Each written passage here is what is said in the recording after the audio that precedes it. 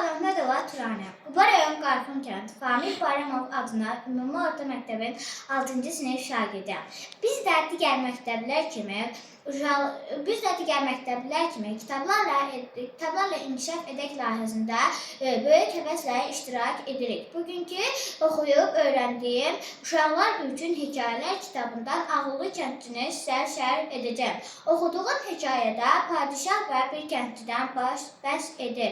Tarlada düz sürən kəndçinin padişahla söhbəti zamanı onun danışdığı sözlər, davranışları insana həqiqətən də çox şeyi öyrədir.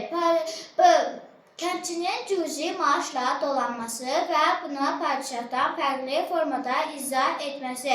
Kəndçi uşaqları üçün yatırım edirdi.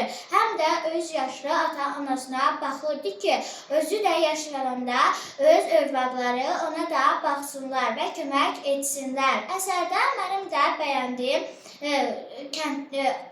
bəyəndiyim ağıllı kəndçi oldu. Mən də istəyirəm ki, bütün şagirdlər əsərdəki kəndçi kimi olsunlar. Sonda kitablarla inkişaf edək layihəsinə öz dərin təşəkkürümü bildirirəm.